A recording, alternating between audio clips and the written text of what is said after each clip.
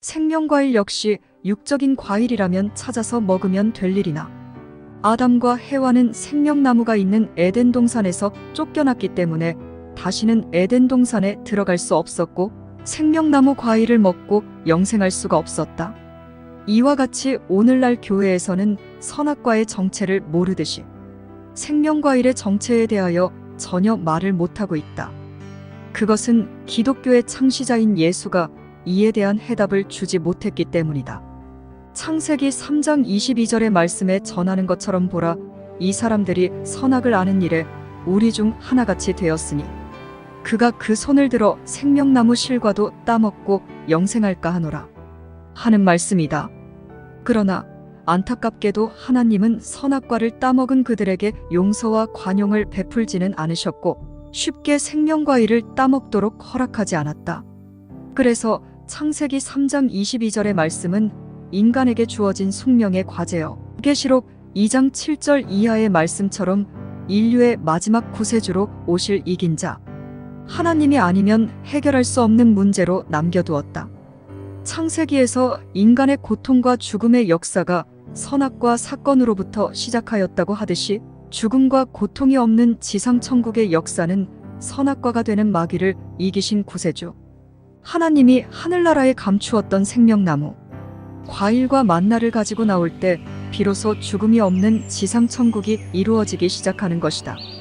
선악과가 영적 과일이라 하였듯이 생명 과일 또한 입으로 먹는 육적 과일이 아니라 마음으로 먹는 영적 과일이다. 선악과가 아담과 해와를 죽인 원죄여 나라는 주체의식에 자리 잡고 있는 마귀 신이요 사망의 신이라고 하였으니 생명과일은 그 마귀 신이 되는 나라는 주체의식을 이긴 하나님의 성령이다. 곧 요한복음 3장 5절의 말씀과 같이 성령으로 거듭난 하나님의 영이요 인간의 양심으로 남아있는 하나님의 신이 부활하신 영이요 태초에 하나님의 신을 회복하신 새로운 보혜사 성령을 말한다. 하나님의 이슬성신이 생명과일이다. 이렇게 말하면 상당히 추상적이며 가상의 세상을 말하는 것 같지만 성경 속의 하나님의 말씀은 현실적이고 과학적이며 반드시 이루어지는 말씀이다. 따라서 마귀를 이기신 하나님의 신이 이슬성신이요 이슬성신이 감추었던 생명 과일이요 만나라는 것을 또 다른 성경 구절에서 찾아볼 수 있다. 이사야 26장 19절의 말씀에 주의 이슬은 빛난 이슬이니 땅이 죽은 자를 내어놓으리라 하는 것처럼 이긴 자 구세주 하나님이 이슬성신의 빛을 가지고 오시면 죽음이 사라지게 되는 것이다. 이에 대하여 또 다른 성경 말씀의 짝을 찾아보면 요엘서 2장 28절 이하에는 그 후에 내가 만민에게 내 신을 부어주리니 자녀들이 장래일은 말할 것이며 늙은이는 꿈을 꿀 것이며 젊은이는 이상을 볼 것이라. 곧 피와 불과 연기 기둥이라 고하였다. 즉 하나님의 성신이 피와 불과 연기 기둥 모습으로 나타난다는 것이다. 또 호세아서 14장 5절에는 내가 이스라엘에게 이슬과 같으리니 저가 백합화같이 피겠고 하는 말씀에서 보면 야곱이 하나님과 씨름하여 이겼다는 뜻의 이름을 얻은 이스라엘처럼 이긴 자에게 이슬과 같다고 하였다. 그리고 저 이긴 자는 백합화같이 핀다고 하였으니 백합화는 구세주를 상징하는 꽃이다.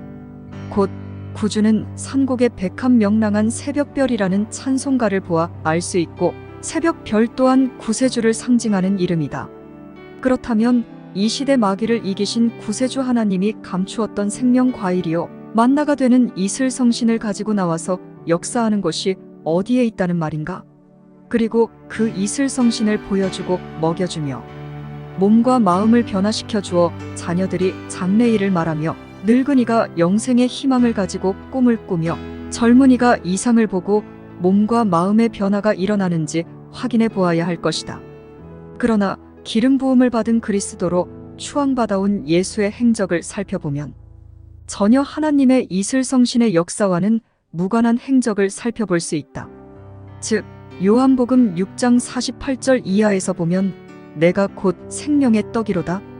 너희 조상은 광야에서 만나를 먹었어도 죽었거니와 나는 하늘로서 내려온 산떡이니 사람이 이 떡을 먹으면 영생하리라.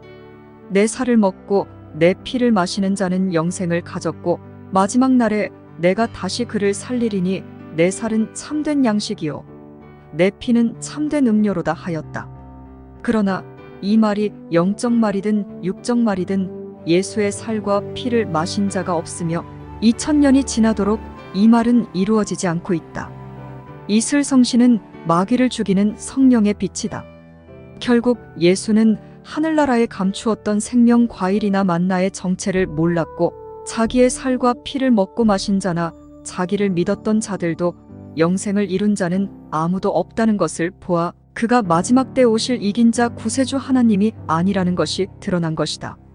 그러나 오늘날 20세기 후반에 출현하신 이긴 자 구세주 하나님이 가지고 나오신 감추었던 생명 과일이요 감추었던 만나인 이슬성신은 곡선 광선으로 어두운 밤이나 그늘에서나 불빛 아래서나 야외 어디든지 강력한 곡선 광선이나 구름과 이슬 모양으로 나타나기도 하며 강력한 불꽃처럼 나타나기도 한다. 그 이슬성신의 빛을 받은 자는 마음의 평화와 하나님의 실체를 보고 놀라운 깨달음을 얻고 죽을 병이 나으니 성경이 예언한 말씀대로 이루어지는 것을 체험하게 되는 것이다. 이것이 믿음의 실체이니 히브리서 11장 1절의 말씀처럼 믿음은 바라는 것들의 실상이요 보지 못하는 것들의 증거라 했다. 그래서 사도행전 3장 22절에는 장차 모세와 같은 선지자가 나타날 것을 예언하고 있으며 모세가 광야에서 먹을 하늘나라 양식을 내려먹고 살게 하였듯이 곧 영적 만나인 하나님의 이슬성신을 가지고 오셔서 만백성들에게 부어주어 인류를 구원하는 역사를 할 것을 이미 수천 년 전에 예언해 놓았던 것이다. 이 생명 과일을 가지고 오는 분이 계시록 2장 7절에 예언과 같이 이기는 자에게 내가 하늘나라에 감추었던 생명나무 실과를 주워 먹게 하리라 하는 대목과 짝이 맞는 말씀이며 계시록 2장 17절의 말씀과 같이 이기는 그에게 감추었던 만나를 주고 흰 돌을 줄 터인데 받는 자밖에 알 자가 없느니라 하였으니 이긴 자가 곧 구세주 하나님의 신이며 그가 가지고 나오는 이슬성신이 곧 생명 과일이 되는 것이다. 이긴 자 구세주 하나님이 새로운 보혜사 성령이요 생명 과일이다. 예수가 나는 생명이요 부활의 영이라 하였으나 그는 선악과와 생명 과일의 실체를 몰랐고 하늘나라에 감추어진 생명 과일이 되는 만나를 가지고 나오지 못했다. 선악과와 생명 과일의 실체를 논하지 못한 것은 그가 성경에 예언된 이긴 자 구세주 하나님이 아니기 때문이다. 선악과나 생명 과일의 정체를 아는 자는 태초에 하나님과 그것을 따먹고 죽은 아담과 해와 이외에는 선악과와 생명 과일의 정체를 알 자가 없다. 그래서 이사야 43장 11절에는 나 여호와라 나 외에는 구원자가 없느니라 라고 전하고 있다. 그리고 이사야 41장 4절에도 역시 동방에서 의인 한 사람을 불러일으켜 열국의 왕들로 하여금 다 와서 굴복하게 할 자도 태초부터 마지막까지 여호와 하나님밖에는 없다고 전하고 있다. 그러므로 생명 과일을 가지고 나오시는 이긴 자 구세주 하나님이 새로운 보혜사 성령이며 진리의 철장으로 만국을 다스릴 구세주 심판자요 만왕의 왕이시다. 그러기에 모든 사람들은 언젠가 마지막 때 오실 구세주 하나님을 기다려왔다. 그 마지막 때가 바로 인류사 6000년이 되는 때이다.